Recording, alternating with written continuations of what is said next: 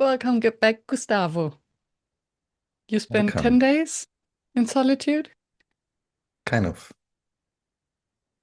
You, yourself, and your book and Well, it LinkedIn. was a it was a tricky one. First of all, I wasn't necessarily alone because when I started the thing, my wife said, "Hey, shall I go with you?" Whatever, blah blah. And at some point, I felt, well, but this is gonna break the stuff. And then, well, say, look, I'm gonna be there Friday through Friday, whatever, 10 days. So why don't we do like a trip? So she joined from Friday to Sunday. And first I was, well, this is going to interrupt my mood. And then I said, no, why? Maybe this is the preparation time I need to actually do work Mhm. versus think of every day as a productive day. So during those 3 days, we basically went on a hike, eating, cooking, whatever, have a lot of fun. And I started setting up the place where I was going to write, whatever, but I wasn't necessarily writing. I was just letting things Reframing. happen. So it was really good in retrospect. So versus me flying there and then okay, I'm gonna start working, like that kind Mm. of pressure. And I was in such a good mood. We have a fantastic time together, really lovely, whatever.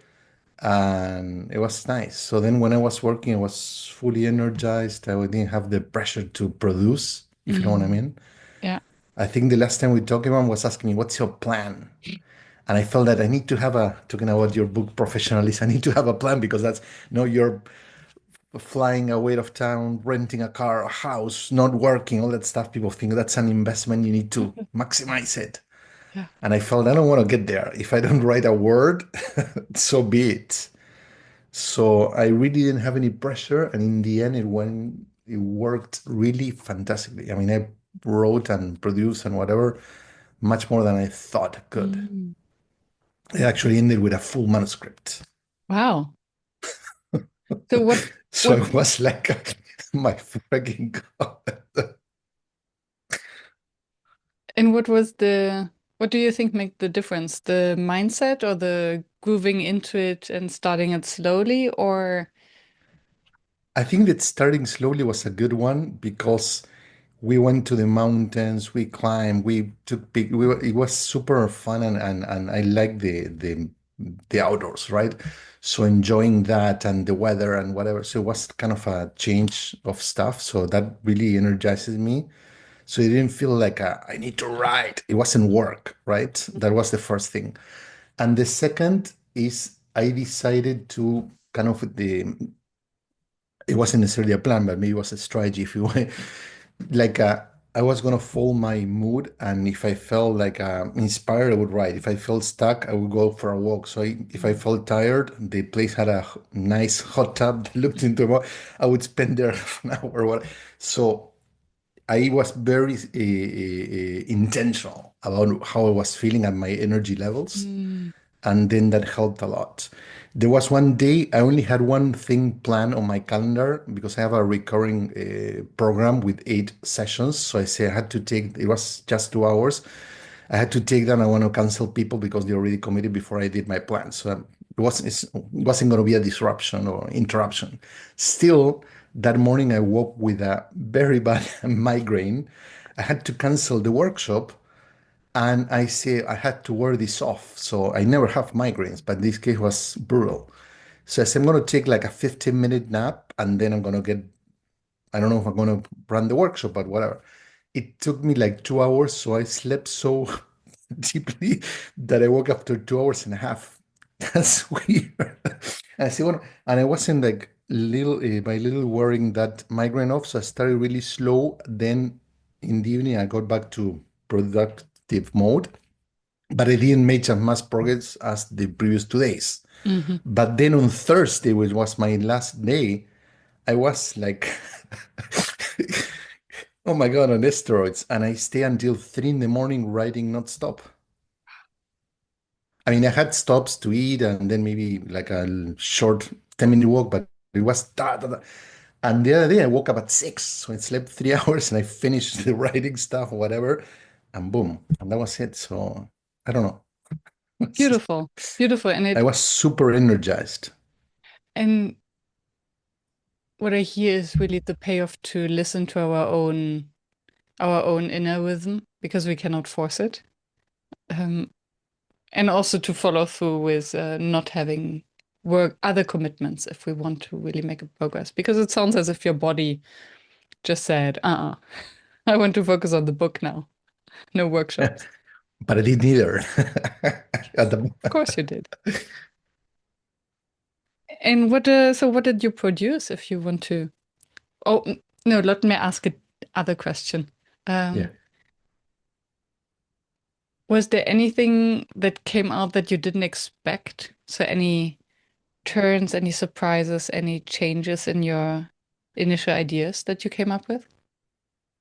Um, no.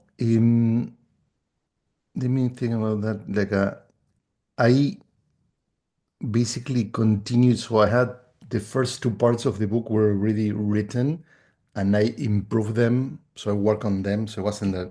But then there was one part that was completely off, and I took a first and second stab, and then the fourth part, whatever. I wrote yesterday that I came with what I call like a Emmentaler cheese. It's strong, but not as strong, and it's full of holes, no eyes. So now I need to take care of those. And once again, you don't turn that cheese into another. You need to start almost over because you need fresh milk, so to speak. But now I want to end with a Parmesan, which has stronger, more mature, and also people can carve things out of it, and it doesn't lose the structure. So I Mm. think that's the realization is now that I finish, I can see the holes. And now the real work starts of the editing and Yeah. the maturity process. Yeah. I love And the talking about metaphor of the cheese. surprises, I killed parts, not a sentence. So I wasn't yet in the copy editing, right? I was into the big picture still, but I killed sections and stuff really like that I spent days working on and say, no, no longer. So I was able to do that. There was also a relief Hmm. that I wasn't holding on to. Oh, I need this needs to be here. Like, okay. Good. Yeah, this So that was the surprise. It felt super easy to trash stuff. what parts did you hold on? So I'm curious because I think I trashed the entire thing, right? But there might be things that I take out of the trash again. Um, but what are the things that you thought were relevant and then suddenly you realized that you want to trash them? Is there a pattern? Yeah, maybe there are some, I don't know, or exercises or stuff that I love and I use a lot and I say, oh, but maybe they don't fit here. I try to, maybe there are some stuff that I've written about. So I get into, oh, let's get into the psychology of this, the root cause, whatever. I get, like, have a lot of stuff and get crazy about it. And then, is this needed or does it belong here? So, Mm, uh, am I just sharing because I like it or I'm sharing because I want to show how smart I am, like yeah. which I'm not. So maybe thought embarrass myself. I don't know, but I was intentional not to trash. I'm not saying you did the wrong. Everyone follows their path, right? In my case, I'm not gonna trash the book. I mean, Mhm. that was also part of my journey. I didn't say anything. I didn't share this with anyone. Which I thought, well, at some point I must realize that this is not the book, or I don't want to Mm. write it. So that was a door that I kept open so I didn't have the pressure that I need to deliver.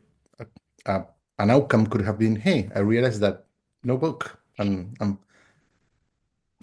it's not that I need to write a book, right? No one is like gonna kill themselves selves if I don't. Beautiful. So that was also liberating. The outcome could be no book. Mm. Love that. Thank you. So when is your new deadline? I don't know. A accountability partner. So, let me breathe. I don't know. I got here super excited. So basically, my son came visiting. It was a long weekend here in the US, so we went to have fun. I was on the car, like writing notes with all the ideas came to mind of what's missing, what I need to like. So that was good, and I already have a clear path, not the solution, but I know exactly what to work on. And last night I spent almost till midnight again, like working on it. So now I put together a proposal for a literary agent. I told you, I'm gonna explore that route. Yeah, very Half good. of me says go solo because I have people, what is the book? I want to buy copies. So but I feel like the pressure of people getting excited, but I don't know. So I don't want to turn into a perfectionist kind of approach and take too long. And then maybe because if this is going to be a 2 year process or a year and a half, or maybe even a year, I don't think I'm going to hold it because now I came so inspired that I want to go boom, right? Yeah, And I need an editor that can take those holes and see, look, they're bigger than you thought and and whatever, right? yeah. Great. Happy for you. I can, yeah, see the excitement, and Mhm. mm, I trust you'll find an editor, not an editor, a publisher. Mhm. So what about you? Mm. I mean, I know that no personal level you've been through more interesting things than writing a book, but what about your book? Um, I made huge progress, actually. I still haven't, still didn't go back to writing. Um, but I was, I started this process where I would mix my flashcards to Hmm. find the narrative, right? And I don't know whether I shared that with you, whether we had a call between. I was speaking to a friend and suddenly realized that I want to break free from, I want to change the narrative Hmm. because I initially first, I first that I will almost describe a linear process. So in the past, this is where professionalism come from, and then we had the big crisis, and this has happened to organizations, and that's when professionalism came in, and this is where we are now, and this is why we have to change. And I suddenly realized that this is not me, and it's not what the book calls for. So I rather want to um, start with or have chapters of ideas and use the history and the facts as support of these ideas, where it's not a linear process like a history book or a textbook, but more an exploration of ideas of what's happening right now, how learnings from history can help us see the future differently. Um, so I have, so these are my flashcards. I don't even know how many of those are. They're grouped, like some of them. Yes, so You have many books. I then sat down and had all these flashcards. I went through every flashcard and clustered them again to then Hmm. find, okay, so what are the different topics and ideas, the big ideas behind it? And then I put them into order. And now I have a narrative that makes sense of 6 chapters um, that I put on bigger flashcards. Um, and now I'm ready. What is that the book? Yes. Well, maybe it's a different book. Instead of writing pages, you just use flashcard and Um, could. no, I think what is also came clear for whom so in terms of who is the audience, I'm still struggling a little, not struggling, but I find clarity in why I'm writing this book, so why it's personally relevant and important to me, Hmm. so that I have more of a North Star. Um, yeah, and all these pieces, I have the impression now get me ready that once I will start again with writing, it will flow easier because I will Hmm. know what I want to say, why I want to say it, and to whom. And what I like about my new book outline is that basically every chapter ends with a thought. I always end with new questions that dig on a deeper level. So basically taking the reader on a journey of like, oh yeah, this makes sense. And then suddenly ending with a question. Oh yeah, I haven't thought of that. And then guiding through the process. Um, yeah. And then hopefully ending with a call to action that feels feasible for the reader and necessary. Um, making a small change themselves. Yeah.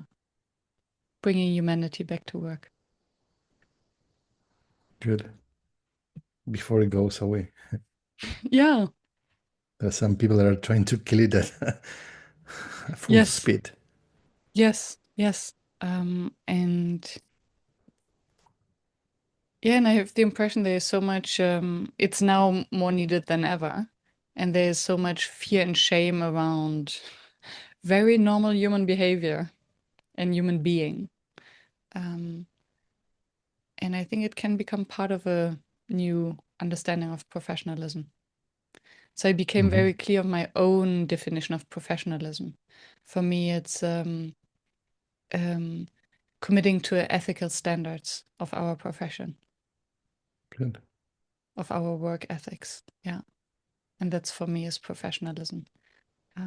So I will continue with my title unprofessionalism because I think it's just beautifully provocative, It is. It is. It hurts. So, doesn't it? Yeah. yeah, Yeah. that's the right thing. I was thinking that I have like industrial revolution vibes, right? Not that I live it, but I read a lot about it. And now in their AI age that we're living, there's a lot of people that are going back to their real beliefs about humanity is, hey, we're just resources. And there's a lot of companies that are basically going with that same industrial revolution mentality, which how many people can I replace? How can I do no? And I think it's not that the question is wrong, but to your point, it lacks a ethical lens. Yeah. And also, what's the consequence? So if we basically replace 30% of our, the other day I was reading about how entry-level jobs are being dismantled. So people who graduate, they have an MBA, whatever PhD, and they cannot find a job because AI is doing that entry-level work or allegedly doing it. But I don't think anyone who's making those decisions are really thinking, okay, so what's next for people? It can be just, oh, it's going to fix on its own. It might, and I like the organic solutions, but I think that people who have the money, the power, the maybe the smarts should be also considering that, not just, hey, what's in it for me and short, because it's very short term gain, right? I'm going Yeah. to save money this quarter. Oh, great. And then if the economy collapses, who's going to buy your products, right? So, for example, or people are going to revolt and kill your whatever. So it's kind of a Yeah, because I think the human being is smart in the sense that we have a survival instinct. So if organizations are driven by fear, then only those will be promoted who comply with with the KPIs, with the standards, with whatever is asked of them. But these are Mhm. not the people who will be able to think for themselves and come up with creative solutions in times of crisis. So I No. think it's very short term because you're promoting the air quotes wrong people. Um, and I also think that it's what is missing is compassion. And I Hmm. think that we can, and know it from myself when I'm in survival mode because I'm burned out and stressed. And I went through such a phase end of last year where I Hmm. was not myself. And so when we are in survival mode because we are stressed, we don't have capacity for compassion for others. So I That's don't think that brilliant.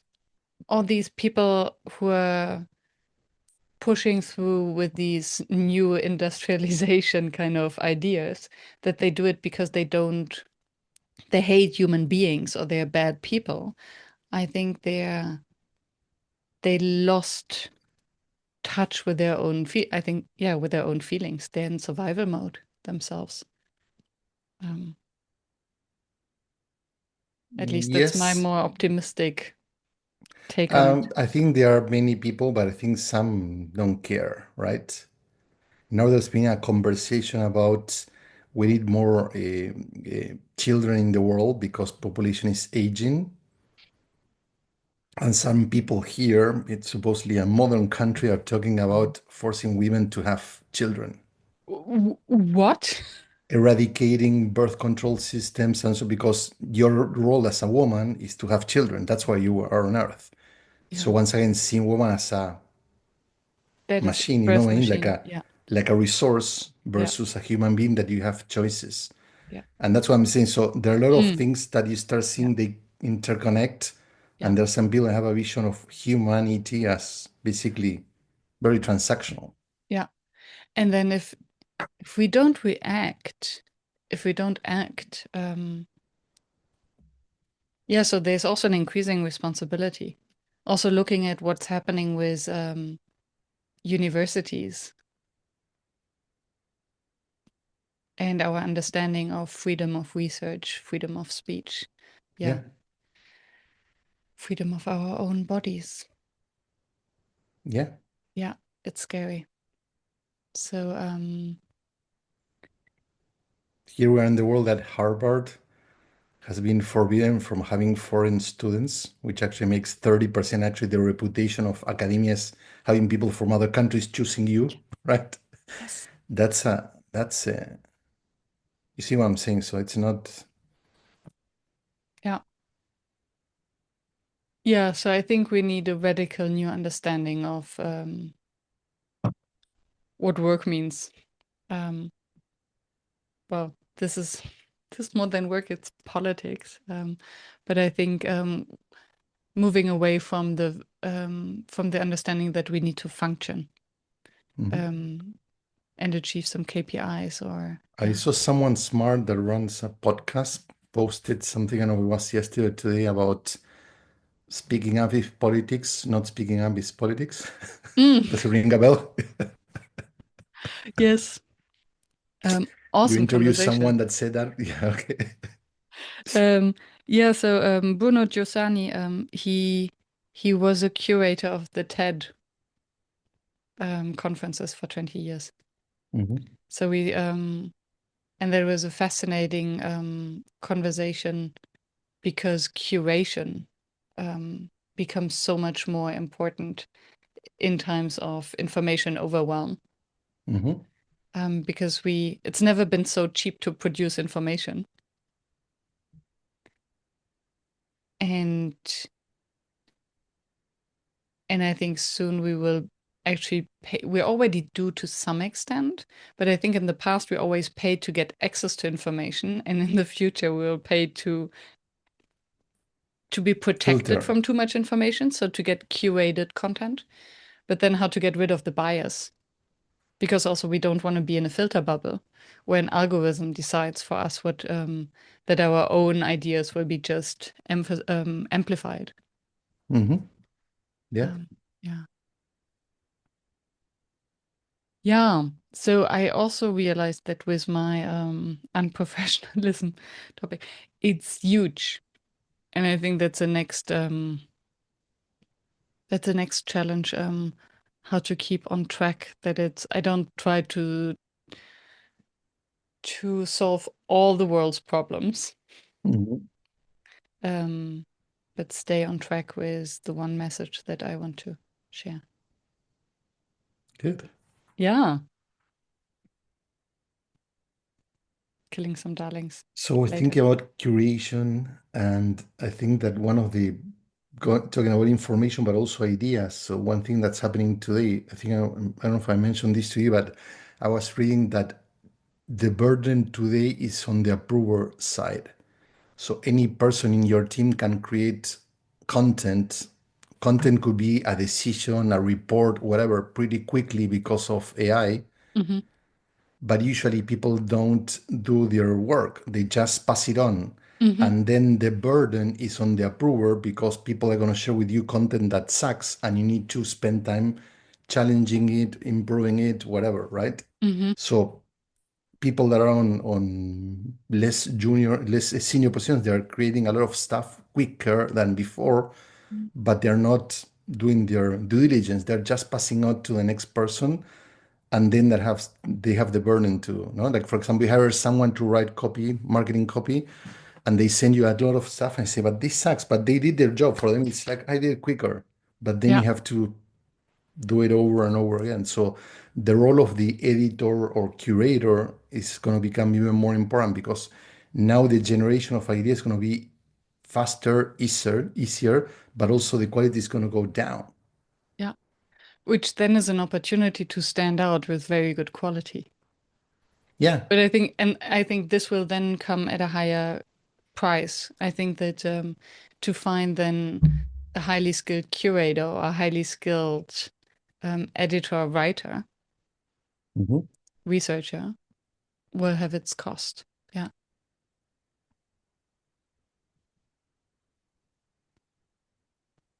So how do you, is it a conversation you have with your team? Yes. At first, I started seeing people like throwing a lot of stuff to me for like a what do you think? I say, this sucks. So first I started to do the work and then say it's easier for me to work from scratch than to work out of something that's super crappy. Mm, So I basically sent one of the articles I read about this topic and saying, hey guys, look, reflect on this. Like, if you know what I mean, like start doing your work. Don't just pass it on. yeah. And I think we are in a society that people feels that their work is to move things from one place to another. Hmm. They pass it on and then check. This is my job, Yeah. and it's And not. and I wonder whether email is kind of part of the problem where it's become more and more sending and replying to emails has become the biggest chunk of air quotes work, which feels like work, but is actually not the work. And then if we are spending so much time on emails or on meetings, we have less time to do the actual work Yeah. because also it's not professional to block time for thinking time. Mhm. And then we get used to just pass it on, or as soon as the email is sent, means work is done.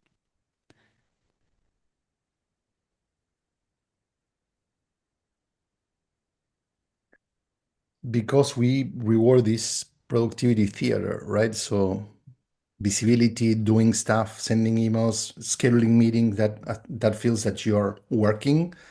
If you're not, I receive a lot of emails from people, some clients, not many, but some clients as well, like, hey, because you're writing, can you carve some time so we can have a call? Like it wasn't like a serious work for Mm, them. yeah, Sure, I rented a house. I moved to that just to take calls that I can take from my house, my home office. You know what I mean? yeah. But people's and I think that I'm writing probably in 2 weeks. I'm going to publish something like some of the lessons, which usually are not necessarily new, but are a reminder of how to protect the quality of our work or the quality of our work Hmm. time. And many people don't have the same standard that you have.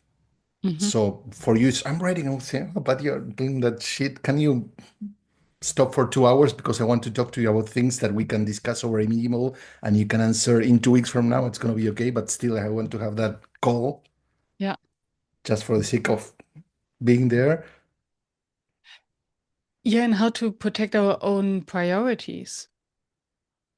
Yeah. Because, yeah, it's so easy for others to. And I used to be that person who lets others define and set my priorities with having a Calendly where everyone can book my time and then spending, yeah, hours in meetings that actually weren't necessary, um, and Hmm. doing work over the weekend and at night. And it's Yeah. only since I realized that actually I want to prioritize my relationship. I stopped working at night and working over the weekends that I realized, oh, I have to be more clear on setting boundaries and my priorities. And yeah.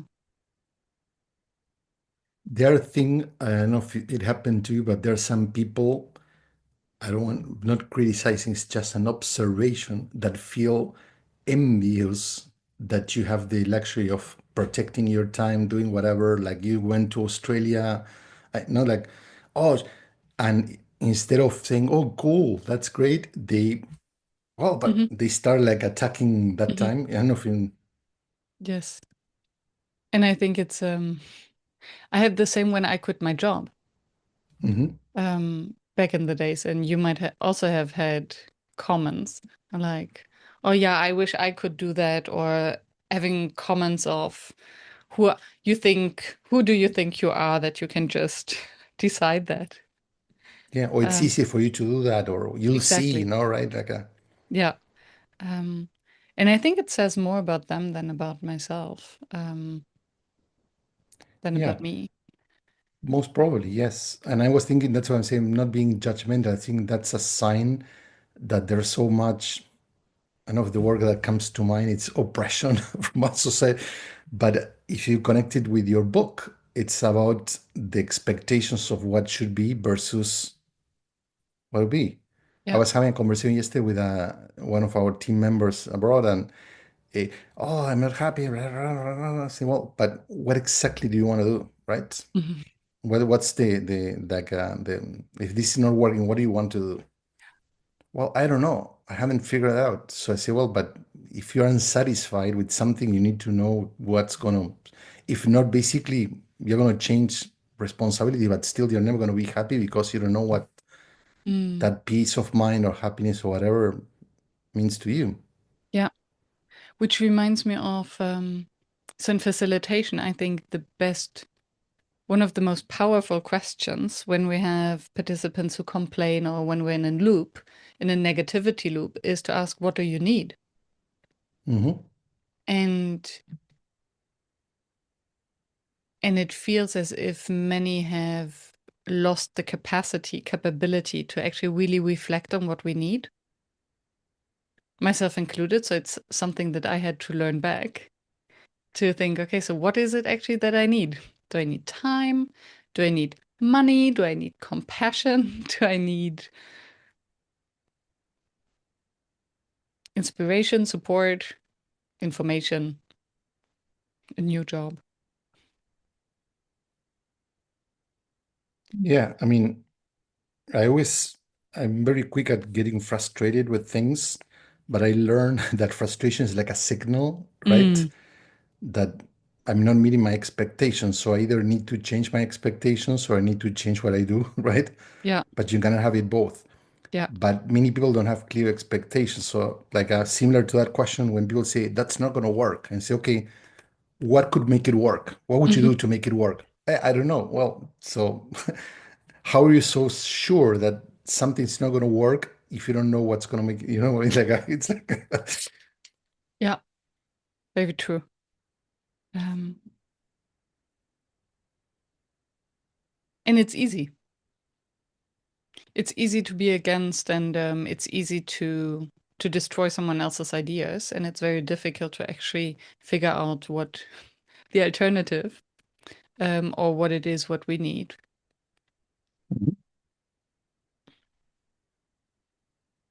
And I wonder, yeah, and I wonder whether it does come from a sort of oppression. Um, because when we express what we need, it is quite a vulnerable place. it What if is. someone says no? Um, and then to realize that, oh, even if someone says no, we can still stand up for ourselves in most cases. Hmm. But it's scary.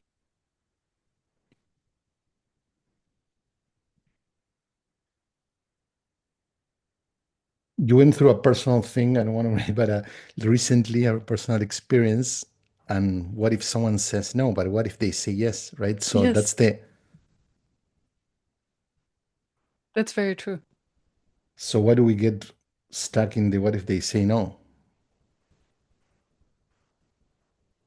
Yeah, it reminds me of the fear of failure versus the fear of success. Hmm. And I wonder whether many don't dare to dream or to do because not necessarily because of a fear of failure, but a fear of success and all Indeed. the limiting beliefs or the courage it takes to then follow through.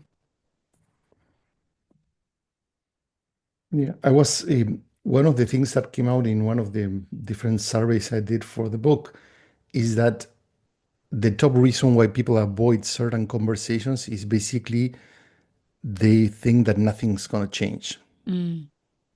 And not just at that corporate level, but also maybe in a relationship. So I think, oh, yeah, I talked to Myriam, she's going to keep thinking so what's the point, right? So that realization, to your point, like, no, people are thinking, oh, they're going to say no instead of considering the cost. And many people, when they cross the line, they realize that their fear or expectations were a waste of time because in the end it was easier, even if they didn't get everything they wanted, it was worth having that conversation versus avoiding it. Yeah. But many people never try, so they get still in the what if they say no? So they never Mm. stand up. And why do you think, where does this pessimism come from? I don't know if it's pessimism. There are many reasons. First of all, there's observed behavior when you say that someone did something and then that person did not get what they want. They say, well, nothing's going to change, right? But that could happen maybe because that ask in particular wasn't maybe the right moment or the right person. I don't know. No? So there are many components. But then I think there's a personal choice, there's courage, which I've been working a lot. Mm. There are people that have the courage, regardless of the context, to say something, stand up, and whatever. Like here, we are facing a lot of law firms trying to accommodate to the current administration, even offering free work and pro bono work, whatever, just to not be punished. Because if not, everyone's going to be punished. And there are others that say, you know what, I'm not going to I'm going to stand up and and Harvard as a university is doing exactly that. And now they want to Mm. punish them more and more and more because they say they are suing the government. Yeah. I never thought the Harvard suing the US government. That's kind of so weird, but here we are, you know? So why do people, I think also has to do with clear values. Hmm. So if you really stand for something, then when that's being under threat, you need to do something about it. So one thing I always ask people that people complain about, no one takes care of my ideas, whatever. I say, are you willing to stand up? Are you willing to take what if you're Are you not willing to lose your job to for lose it? your job? Yeah. Exactly. So like and it doesn't need to go to extreme, but are you willing to invest 1 month in Australia writing your book or what you know what I mean? Like Hmm. if you don't care, why would someone else care? Yeah. And I think this makes the difference. Yeah. So many would criticize choices, or you can afford it. But what are the sacrifices on the other hand? And And you afford the consequences. yeah, You see what I'm saying? yeah, You cannot afford the effort, but then you have to live with the consequences. yeah, And those are more expensive. yeah. And then there's blame. So avoidance quickly turns into blame because, hey, it's my boss, it's this, the culture is not safe, it's Myriam, my coworker. So we start finding someone else to basically blame for what's happening versus ownership. Hmm. And I need to get back into recovering that ownership. You know what I mean? Like own your values, own your decisions, own your what do you want. Stop Yeah. waiting for others to stand up for you. And and I wonder to what extent it's also a lack of emotional literacy. So I think when we blame others or are angry against others or the system, it's very often to cover sadness or fear. Probably. But in the end, those emotions exist. But in the end, it removes agency. So someone else is guilty. So I don't, it's not me. So it's easy. I don't need to do anything Yeah. versus saying, okay, how am I contributing? What am I doing? What I need? So like Yeah, and versus also, the yeah, other person is the culprit. yeah. And what I mean is, and I know that this sounds very woo-woo and touchy-feely.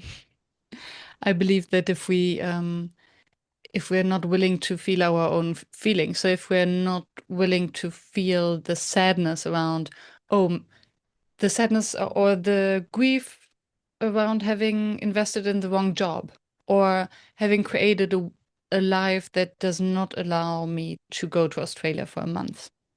Um, so there's this grief maybe or sadness or regret that if I don't allow myself to feel it, then I will be angry and I will blame others basically for the way how I feel.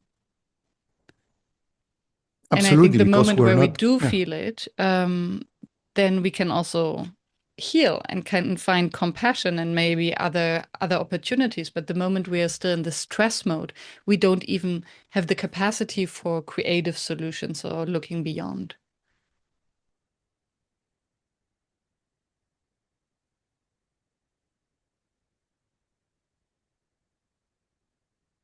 Writing some notes here. Like it's kind of a shift from why am I hurting others versus why I'm hurting myself. You know what I mean? Yeah. Yeah, I'm To, hurting because others because I don't want to hurt myself or feel the hurt. or feel the hurt, Yeah. and I think that requires emotional, yeah, to a point, maturity and also self-awareness. Definitely, yeah. I don't think it's touchy feeling. I think that we don't connect to ourselves. So when I talk about ownership, I think I need to add that layer of emotional ownership as well, right? Not Yes. only own our behaviors, but also own our mindsets, own our emotions, because in the end, it's that.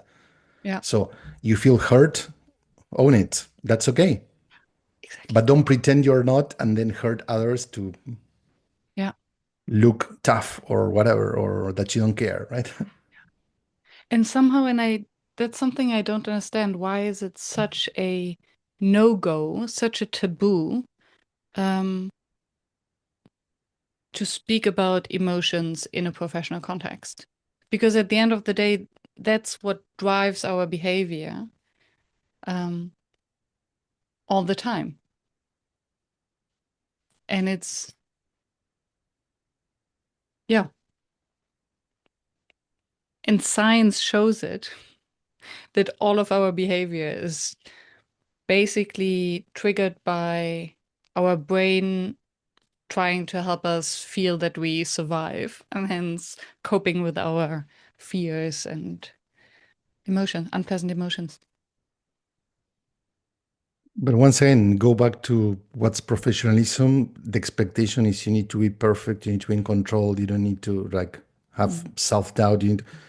And Yeah. then we have leaders that double down on bad decisions because they want to see the holes on the cheese. They want to see the outer and feel that, oh, it's Yeah, and then admitting that we do that leaders have emotions and doubts and fears um, might create doubt in their leadership. Although I think emotional maturity is actually a sign of leadership because then you can really help an organization go through the crisis if you're not if you don't react out of your own triggers and your own fears. definitely. And I think that people respect leaders the least because when they see that they are unaware and they keep making mistakes and they keep ignoring data or other people's ideas or whatever research, or then they lose respect. So that's the paradox. They Yeah, want to support a position and actually they do everything to become clueless and lose people's trust and yeah, confidence. yeah, yeah. So funny enough, as I keep on working on my book and find the true reason why I want to write that, so the entire topic of emotions and emotional literacy um, becomes a major point, actually. Mhm. Yeah. If you're writing a proposal to an editor, agent, or whoever, or even your readers, and there's this question that it's why me? Why are you writing this book and not someone else? What Mm. would you say? Um,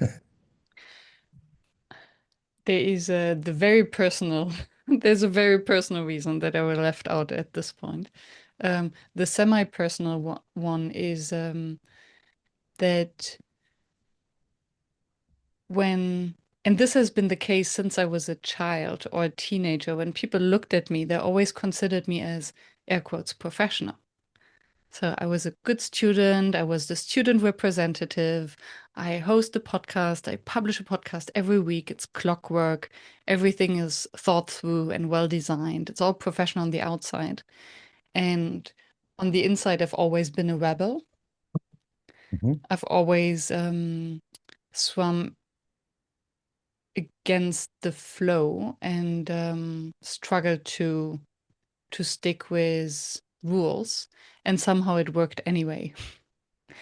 And what I observe, especially as a facilitator, so I can see this tension between what looks professional and what's actually unprofessional and what are the drivers for success. I think we confuse them.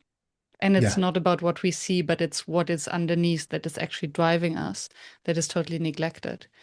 And when I look at the organizations and the teams that I work with as a facilitator, um, I see all these facades, these facades, and I see all these play games that are played and what's actually happening underneath because we're these external. I think you have the same, right? Yeah. Um, and I see the emotional immaturity of blaming others. Oh, my team members, they're not open for my feedback. And when I ask what the feedback is, it's basically their own judgment and projection. Yeah. They're not open to bullshit. Exactly, exactly. And then um, and seeing the other as the opponent or the enemy instead of the ally and a potential collaborator, just to stay away from the pain. And I think I have learned only in the recent years um, how faster and how easier life and work can happen if we allow ourselves to feel. Mhm. Yeah. And I think it can help others too. I don't know whether I answered your question, but I that's know it's your answer. My question stops being my question the moment you answer it. ooh, that's No, I'm thinking that when I was writing the YME, first you start thinking about the professional side, the expertise, the credentials, the whatever. But then it's what's the driver? No, there's another component which is why, not just why me, because are you capable of, mm-hmm. but why did you chose to, right? Yeah, and then I would have to talk about my mommy and daddy issues. Bring it on. We have 5 more minutes. I'm not gonna let you off the hook, not today. No, I think to your point, I think in the end we are all trying to solve our own problems. Uh-huh. Um, and I think what I realized with my book, why I care so much, is that I do feel the pain and observe the pain of what it means to obey, to be valued and loved conditionally, depending on someone else's rules, and to be shut down and having to comply. And I think that's the story of my childhood. So basically, professionalism extends to parenthood and Yes. parenting Yeah. Yeah. expectations. Yeah, good. The honest answer. In my case, I mean, I need to work on this, but it's more like a I need to add that personal stuff. One of the things I included is that the frustration of people letting opportunities go, and it became too late to realize, hey, if only I had raised my hand or share my Mm. idea or whatever, not some many conflicts would have been able to resolve earlier in the game. But also, for me, was a turning point. Like but I was super shy when I started my career. I remember that I went to took some art lessons, and the teacher told my daughter, Gustavo is never going to make it in marketing and advertising because it's a very brave and aggressive market and whatever, and they're going to kill him alive. And that didn't happen. I actually had a very successful career, built my own company, then became CEO of three others. So it was super good. But one of the reasons, not because I changed who I was, but actually I chose to, when the moment came, to stand up and speak up. Mm. And I became known for, boom, very kind of assertive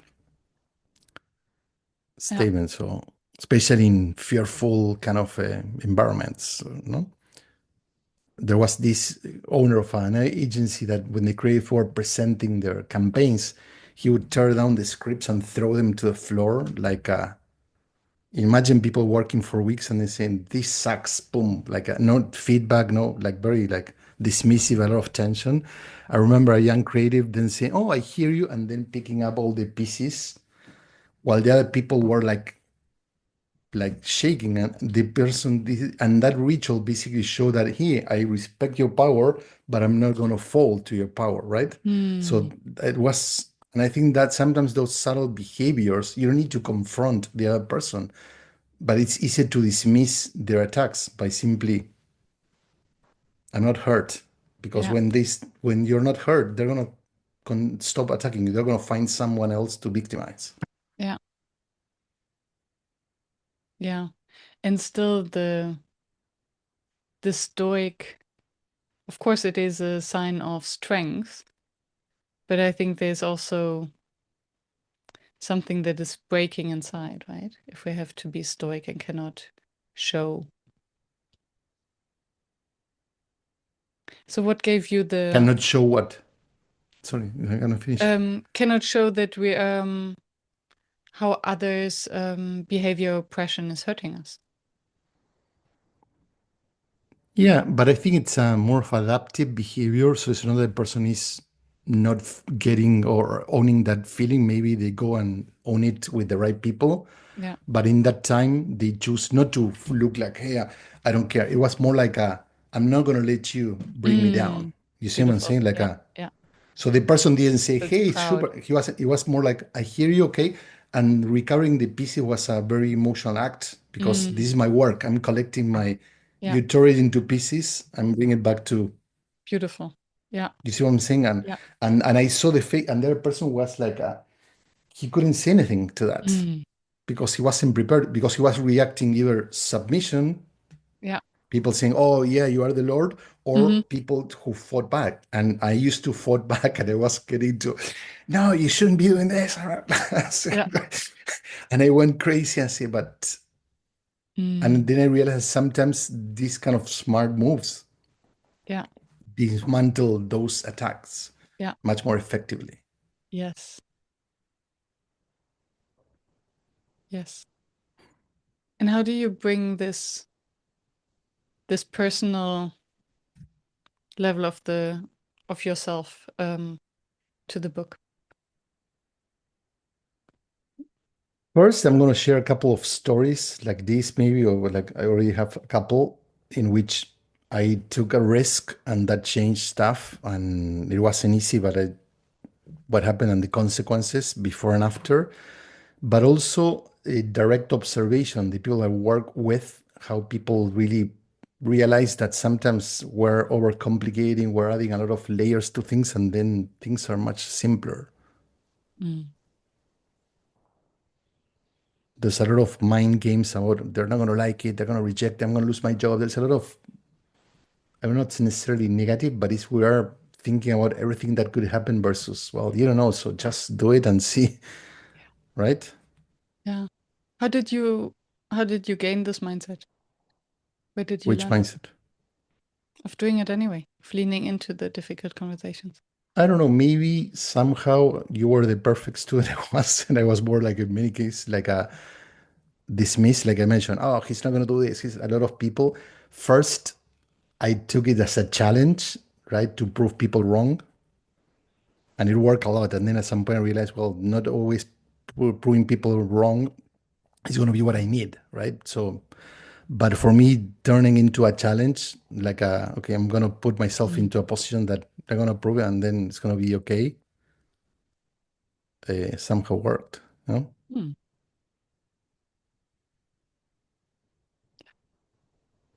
A story comes to mind. I was attending a program in Stanford, and they chose like four of us from different organizations across the world.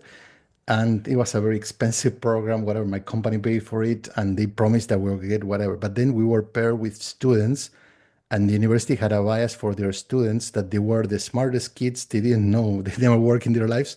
And I have a 30, and we were like treated like assholes. We don't know what we're doing. Well, that's a separate story.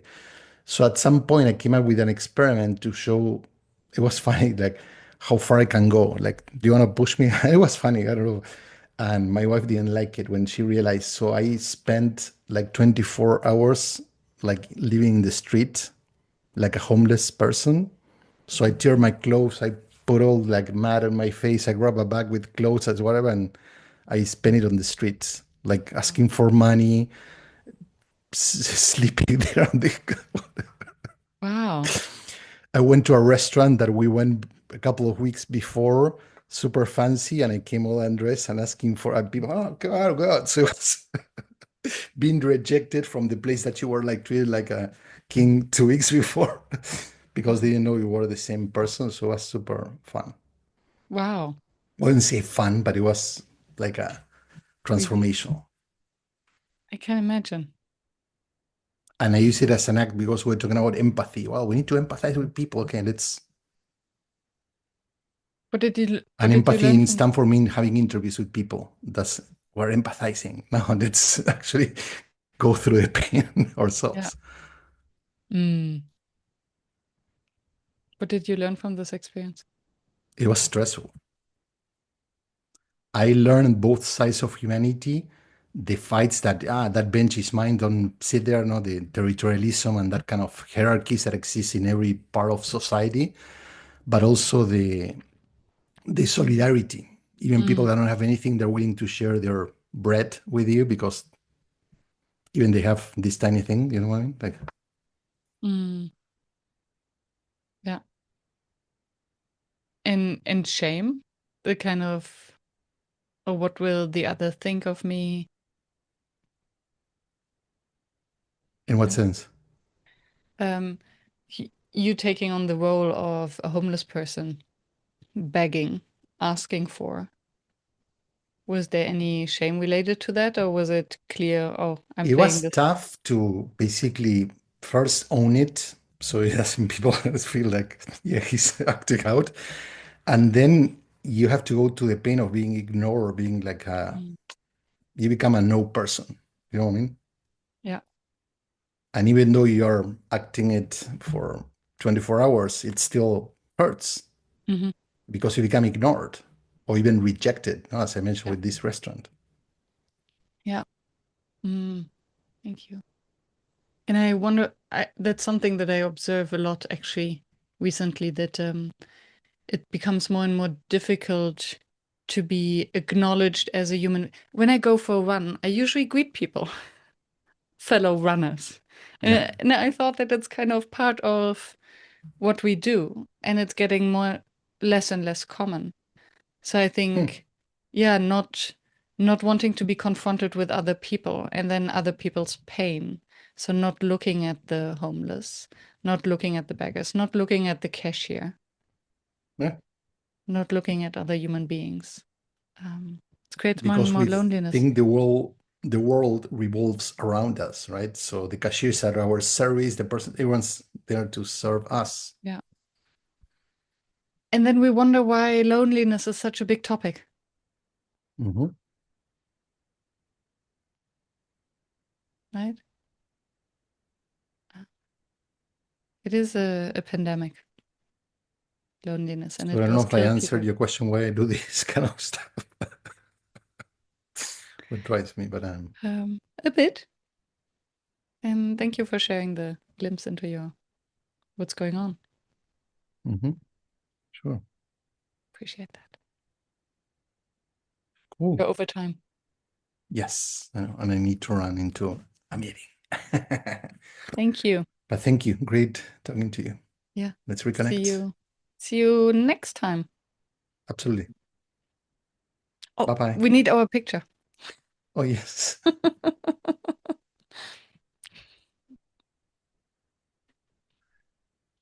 Good. It looked the same every time. That's okay. We are who we are. Yeah. Yes. Have a great day. And you too. Bye. And congratulations again. It's Thank never you. enough. Thank you.